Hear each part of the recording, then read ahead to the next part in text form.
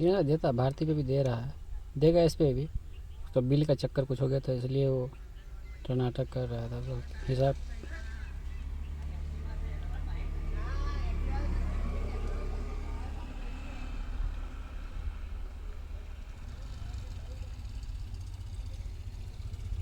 Technology changed. Technology changed.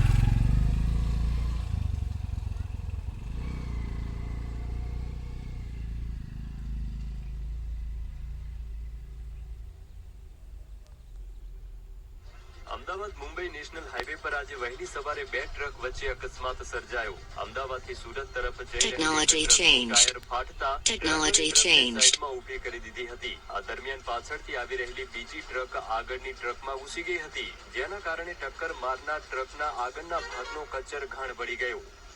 આ ઘટનામાં એક ટ્રક ચાલક ટ્રાફિક જામ પણ સર્જાયો હતો. નેશનલ હાઈવે પર 5 કિમી સુધી વાહનોની લાઈનો જોવા મળી. વડોદરાથી દિવ્ય ભાસ્કર માટે ધવલ ચૌધરી. कौन सा हाईवे पे हुआ राजू भाई? વડોદરાના ઉદ્યોગપતિની દીકરી જિગીશાબેન શાહે વૈભવી જીવન શૈલીનો ત્યાગ કરી સંયમનો માર્ગ પસંદ કર્યો છે.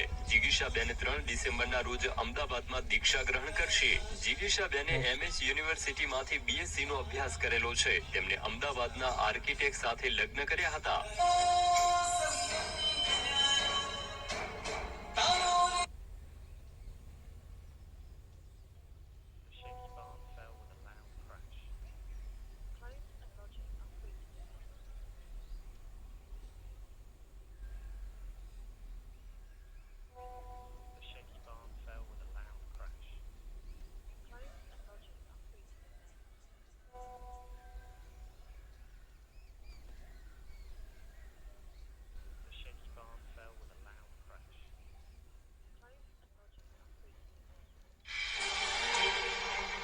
શું રાજસ્થાન વિધાનસભામાં ભૂત થાય છે?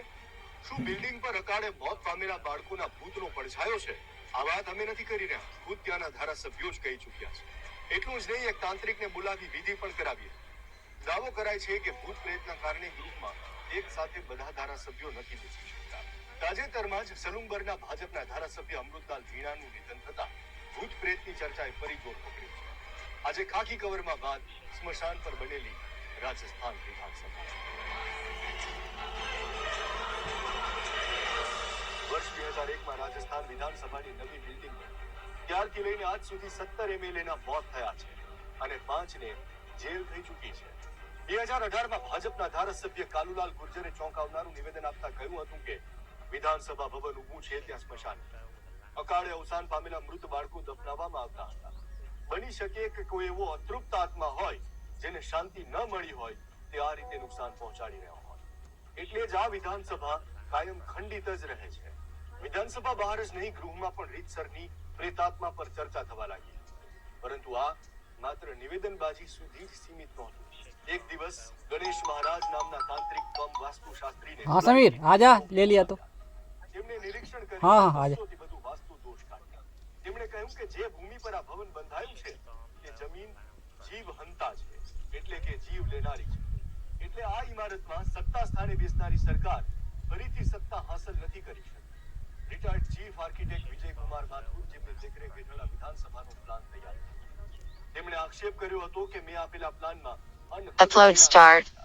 સત્તા પક્ષ વિપક્ષના ધારાસભ્યો અને ખુદ અધ્યક્ષની બેસવાની જગ્યાઓ જ બદલી નાખી. જો કે તેમણે એક વાતનો સ્વીકાર કર્યો કે વાસ્તુ મુજબ સ્મશાન ભૂમિ વધુ પડતી નજીક છે, જે ન હોવી જોઈએ. પરંતુ ભૂત પ્રેતની વાત એકદમ બકવાસ છે. આવા જ વધુ વિડીયોઝ માટે આપ જોડાયેલા રહો દિવ્ય ભાસ્કર સાથે.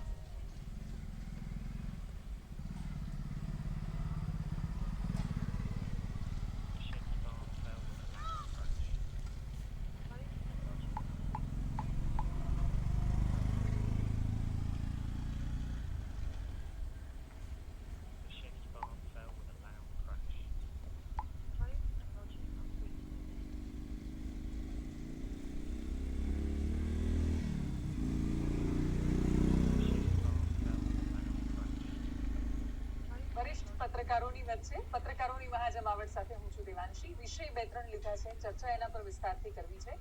અને એ ચર્ચાનો ઉદ્દેશ્ય એ છે કે એવી ઝીણી ઝીણી બાબતો છે કે જે કેટલાય સમયથી ખૂબ ચર્ચામાં છે. પણ છતાંય જો એના વિશે વાત થાય અને એની અંદર અનુભવ ઉમેરાઈ જાય તો એ વાતો ખૂબ સરળતાથી તમારા સુધી પહોંચશે. મારી સાથે તમે જે સ્ક્રીન પર જેમને જોઈ રહ્યા છો વરિષ્ઠ પત્રકાર રોનકભાઈ પટેલ છે, અજયભાઈ ઉમર છે, શિરીષ કાશીકર છે. આપ ત્રણેયનું ખૂબ સ્વાગત છે. ખૂબ ફોર્મલ ઇન્ટ્રોડક્શન પછી રોનક સર મારે તમને એવું પૂછવું છે કે ભાવમાં મામજીભાઈ એવું બોલ્યા છે કે પાટીલનો પાવર ઉતારવાનો છે. એના થોડા દિવસ પછી સી.આર. પાટીલ ત્યાં જ જાય છે, કાર્યકર્તાઓ સાથે મિટિંગ કરે છે. તમને શું લાગે છે આ વખતે વટ કોણ રાખશે, ટણી કોની ઉતરશે?